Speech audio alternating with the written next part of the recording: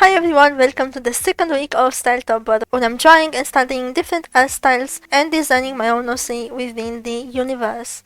This challenge is supposed to help me explore different art styles and learn more about my own at the end of the month. You'll have somewhere on the screen the first week if you want to watch that. I am posting every single day on Twitter, Tumblr, and Blue Sky if you want to see the pictures going live. I'm also posting the pictures on YouTube, community posts, and you can find each individual process on Patreon, early access, before it goes live. Without further ado, let's continue our list of Styletober. Jojo's Bizarre Adventure has a bizarre art style as well, and even if I have not watched Jojo, I know, a criminal sin, I haven't, but I know of it. Obviously, everybody I think knows about Jojo because of how crazy their designs and the art style are, on top of the dramatic and over-exaggerated fights and poses and characters and personalities and power systems and all of that. Jojo, it's an amazing show. Doing this little challenge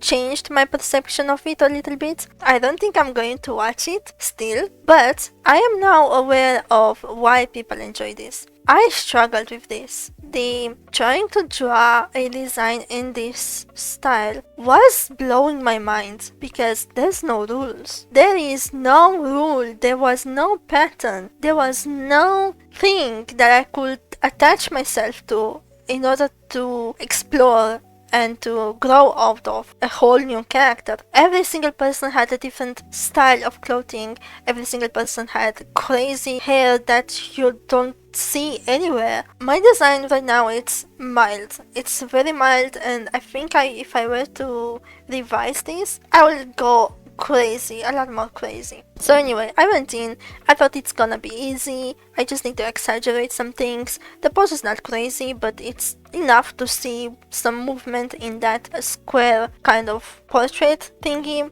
The hair, I wanted to have something spiky to remind you of fireworks, and then I thought a little bit of Amira's power, and in this universe she would be using the power of sound. Any sound that's around her can be amplified by her stand, even the sound of her own heartbeat, and I thought that's quite cheesy, and I guess that fits this Jojo universe a little bit. Designing itself was not hard in the technicality of it, but was hard in the symbolism of it. The clothes, I understood to have some crazy things going on. The colors had to be very in your eyes and not necessarily patterned. The thing that actually made the picture come a bit alive was the rendering.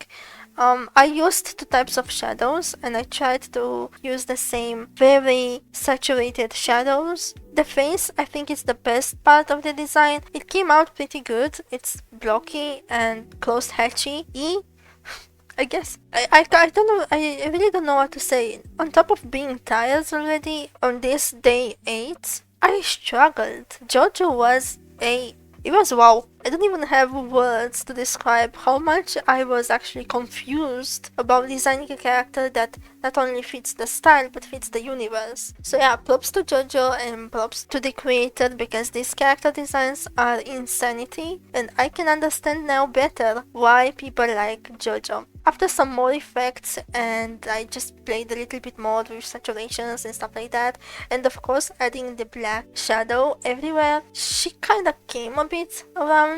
She looks a little bit Jojo, I think. I hope. Let me know what you think.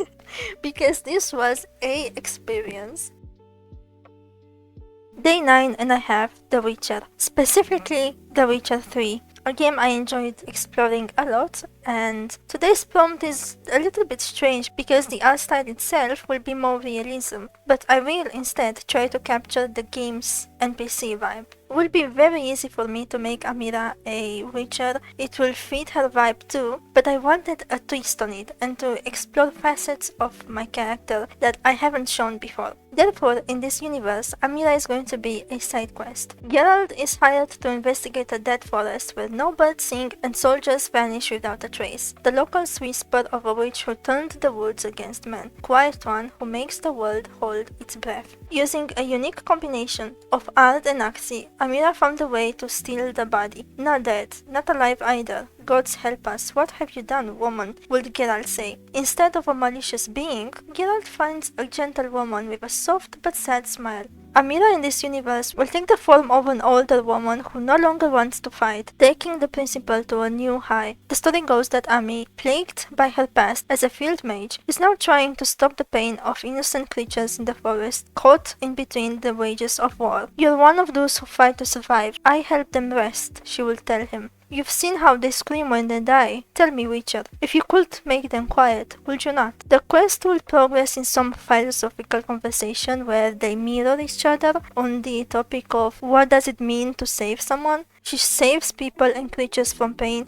by stopping their lives. He saves them by accepting that pain is part of life. The quest concludes with 3 options. 1. Geralt fulfills his contract, killing her. The Stillness Witch accepts her fate. Maybe the world only needs those strong enough to watch it break. 2. Soldiers show up to arrest her. Geralt will protect her while she's performing her biggest ritual. A bit rushed. In doing so, she remains still herself, a husk of a body, as quiet as the forest around her. Villagers will find a new place to hunt, and Amira would have achieved her goal. Later, if Geralt visits the forest again, he will say she found peace in the only way she knew how, by stopping the world from turning. Maybe we all wish we could once in a while. The third scenario, he stops her ritual and the soldiers capture her, not letting her stay in her deluded perception of life. The quest is meant to invoke some moral ambiguity where no choice is truly right or wrong. Design-wise, there isn't much to say. This style shows my weakness in realism, especially when it comes to eyes and noses. Noses hate me and I hate them. I used a lot of textured brushes to create the treaty vibe, and unfortunately I was nearing the 3 hours mark, so the outfit itself stays unrendered.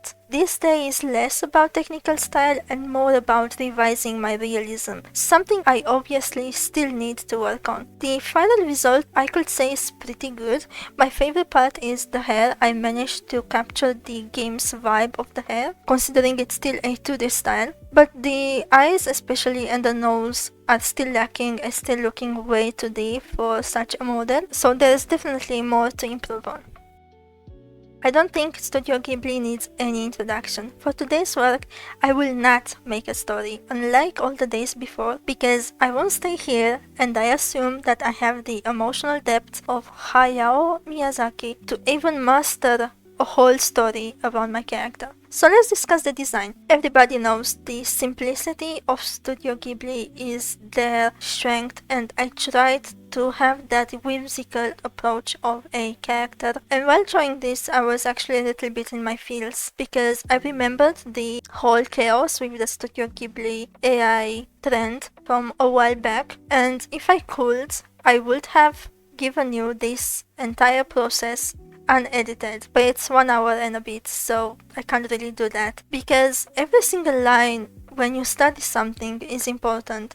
How did they draw the eyes? What is the expression in their iris? What is the way they separate the white of the eye from the skin? What is the way they draw and separate different sections of the hair? Every single thing, every single line an artist or a show or everything you're studying puts on the paper. It's so important and it's so full of intention that it makes me sad when people want to replicate that without thinking of these things, without thinking of all the process that comes with it. Art is not just about the final product, and studying everything I'm studying in this challenge reminded me why I love doing art, because of all the topics that Studio Ghibli likes to incorporate in their stories. It made me think how much I truly love making art, how much I like the process of drawing. I'm not sure if you noticed, but in a lot of these processes I am coloring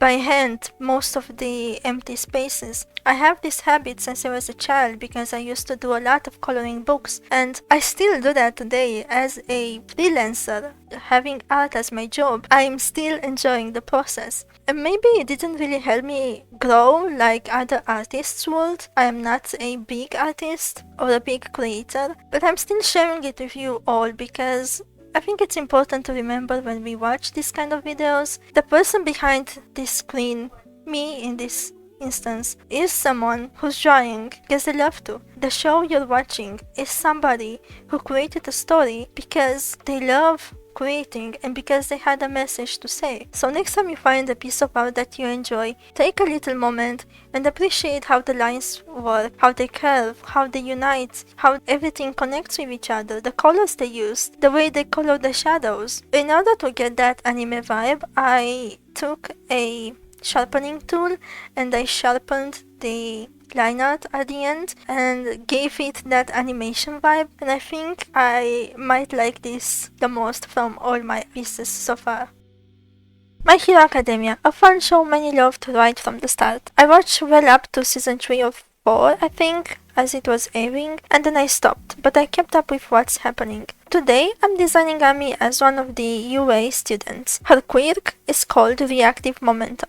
When she takes a hit or heavy impact, she can store the energy in her body and redirect it later as devastating strikes. Her body has increased healing, and she can redirect said energy either to focus on healing specific areas or to use it to deal damage. With such a self-destructive quirk, Amira is first on the front line, pushing her limits in the heat of the moment, taking blow after blow. Don't get me wrong, she loves it, and the scars on her body that didn't get to heal properly tell their own story. She's always somewhere ready to get in a fight. Good base to grow out of, tempering herself and growing as the show goes on. This is basically Ami in season 1, if you will. I imagine her hero costume with reinforced exoskeletal braces along her arms, legs, and spine that can channel impact force through her suit to prevent internal damage while in battle. And now a little bit about the design. My Hero Academia has a fine stylization of the characters and with a lot of diversity in between them. I based her a lot on Uraraka, but with Ami's signature bangs. I tried to go for this nonchalant pose, which gave me a bit of a trouble, and I tried to keep the early season proportions of the characters in mind. The most important part to read as My Hero Academia were the eyes and the face shape. The eyes are usually large, even for people that have a sharp shape, and the face is pretty much round. I kept it simple on the outfit, drawing her in the uniform of the UA high school, while adding some details to personify it. The torn stockings, because of her tendency to always get hit or to get in a fight. Same for the bandages on her face or her hands, and I also included scars here and there. The twist, as the viewers will get to know her more, is that she does have that superhuman healing, but because of the frequency of damage she's taking either through fights or training, they don't completely heal without scarring, just to add some drama in there. As a final step, I added her on one of these My Hero Academia hero templates that you can find on Google to make her seem more legit. And her hero name will be Recoil. Maybe sometime in the future I will design her hero suit as well. What do you think? Okay. Now we have a very important day. Today I am drawing Slayers. Slayers is an anime, if I'm not mistaken, the anime I started with. Either this or the Yu Yu Hakusho, one of the two. Yes, I am a 90s baby, and yes, these were my introduction to anime. Slayers has everything I loved back in the day. Crazy fun female protagonist, magic, a gritty looking world, action, comedy, and a little bit of romance that wasn't really the focus. Things that I still kinda like. Of course, I had to add Slayers to my list. And now get the twist. Amira, the very, very first initiative of her was based on Lina. Well, on Lina and two other characters. I don't even know if I put them on the list, but anyway, it's gonna be a little bit hard because they are so similar in a lot of aspects. I used to draw Lina so much when I was a child. I would have a notebook and I would draw her on the notebook while watching the anime on TV. That it was back then on TV. I didn't have a computer. Had a cool TV that you could just pause, and I would pause on an episode and lose the entire episode just to get that frame so I can draw her. I remember having every single one of her spells written down on that notebook. I basically had my own Wikipedia before I even had internet to Google it. So anyway, Slayers as a style, it's the 19th anime that we all know and love. and we moved from with the big puffy hairs and bold colors and huge anime eyes and the smiles and everything as basic contour coat it might feel because it's, well, the old anime style. It actually has some particularities in the form of the eye, in the nose, and in the mouth. When you are drawing older anime, these things are going to make the difference because most of them have some specific shapes, either for the eye, for the iris, or for the mouth and the nose. It's going to be similar, big eyes, big mouth, small nose, but the shapes themselves are going to be a bit different. For example, in Slayers, the eyes have these very angular middle, almost sharp edges, and very long, narrow iris. So I tried to get that. And then the hair. The hair is very puffy and stuff, but they alternate between very curly, swift, thin bits of hair and very chunky, almost straight cut like you see on the top of the head. In this universe, Amira will be something between a mage and a shaman, which is something canon to the universe, mostly because it's going to be difficult to make her different from Lina. Both redhead, both magic, both headstrong, both reckless, both impulsive. So the difference I wanted to make was through their abilities and how they look at the concept of power. If Lina in the story wants to control the chaos and to master it and overpower it, Amira will be something like, what if we can find the good in the bad kind of concept. Her talismans on the outfit are little spirit-bound souls, not of any deity or something like that, but of spirits that actually aid her in certain circumstances. I tried to keep that fluffy big hair they have. Whenever there's a character with short hair, they always go outwards, so I tried to keep that in mind. And I wanted to put something on her head. Most of the characters have a element of something, and I didn't really like how it looked on her forehead, so I put this shape. I kept this shape as her thing everywhere. I put it on her head like a little tiara, I put it on her shoulder pads and on her clothing. For colors, I used very nature-based colors to bring her back to that shamanistic aspect and also to take her away from Lina. Lina has the main character combo, the blue, the gold and the red, which is often used for main characters, and then towards the end, after I put these big chunky highlights, I merged everything. I slapped a sharpening effect on it, which, oh my god, it made it so realistic, like I'm looking at the anime. And then I tried to put a overlay on top and correct some things because it was a little bit too sharpened. And I think I managed to make her stand out as her own while being very, very similar to Lina. What do you think? Who would have thought that I'm going to design a whole character from a fighting game in one day? Not me, but here I am. Guilty Gear is an old fighting game I used to play offline so much when I was young. I enjoyed it so much. I enjoyed the characters, strange abilities and their unique abilities as well. I enjoyed their diversity and their eccentric vibe. To start off, I'm doing some little thumbnails because it's a video game. It's supposed to have a very strong silhouette and some storytelling of their ability. In this universe, Ami is a ex-shrine maiden who got caught in some war, and instead of dying, she got the modification of a gear, which in this universe is what gives the power for most people. The magic in this universe is science-based, it's not mythical-based. So her story is that she's combining fate with her new powers, which gave her this antithesis between the monk aesthetic and the fire demon aesthetic, which is the gear she's having. The idea here is that in the first three games actually, the first one, the X and the XX, Guilty Gear had a lot of contradiction in their character designs, like one character having two opposing poles, and at the same time, for example, Kai, who is embodying the principle of order, he is also very impatient. So I tried to combine that a little bit here as well. You have fate and order for her,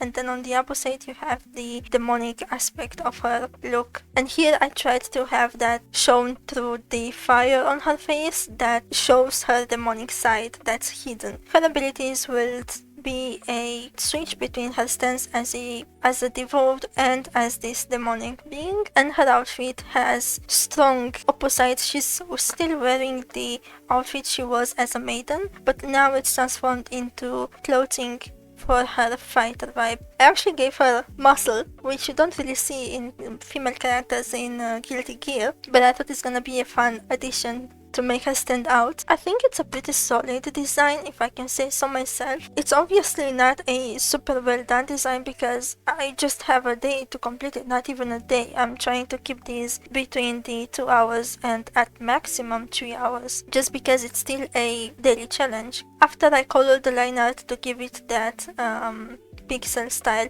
which by the way I do have pixel art on my list, so I didn't go wild here, and I realized I don't have a pixel brush, which I need until I get to that prompt. I try to give it that pixel vibe without literally going pixel, so I colored the line art, I added a double shadow, I fixed a bit the proportions again, and then I made her small just so you can see how she would look in game. And I think this is pretty solid. Her ultimate ability, like her overdrive, will be something like she's leaping on you and then she transforms fully into this abyssal fire demon looking thing and just explodes with you at the same time. I really like that image in my head. I didn't draw her abilities or her animations and stuff, but maybe I should, just like thumbnails, maybe. My favorite part of this design are actually her hands. They are supposed to be a gradient down her hands, but you can't really show gradient in this type of old games, right? So what I did was use chunk of colors that go from light to dark, and I think I translated that pretty well. I don't know, I really like them. What do you think? Will you play her if she was added to the game?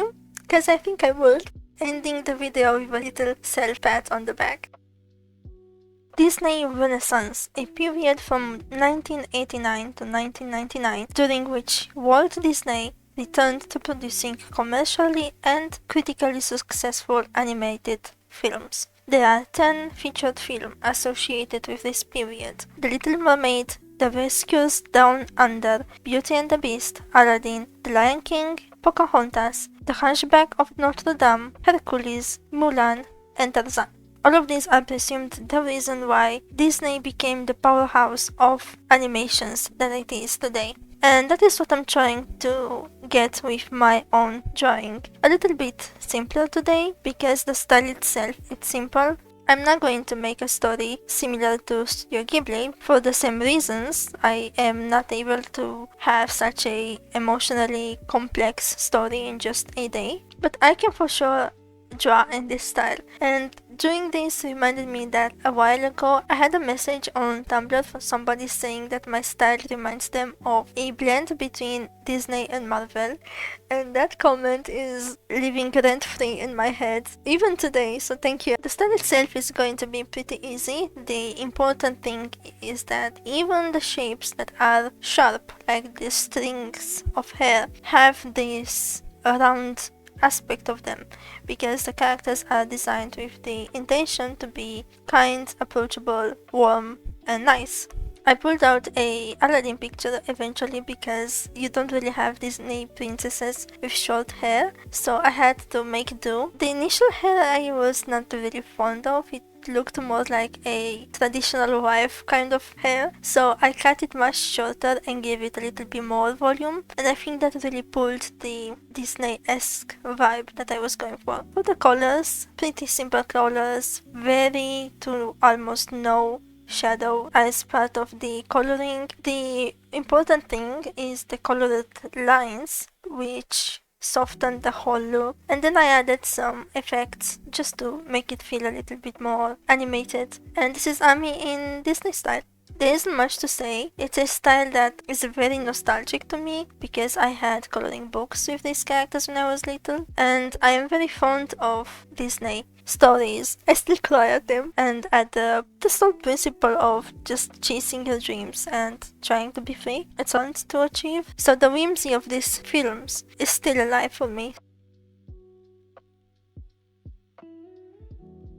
Day 15, and we got to a point where I got a little stuck. Day 15 is Elden Ring, and well, I overwhelmed myself. Elden Ring is not a style that I could study, copy, and do something for in a day. I wanted to do concept art style for Elden Ring. I wanted to design a boss encounter with some themes that follow the idea of shadow, regret, and what it means to be a hero. I unfortunately ran myself into circles and I didn't do it. Not only that it was a task I underestimated, but I was also tired. So instead, I'm going to use this day to talk about breaks, because whenever you're joining this kind of daily challenges, it's very important to remember breaks are important. Even when you don't have a daily challenge, even if you draw once every 3 days, it's fine to take a break from the schedule. Our brains need it, our bodies need it,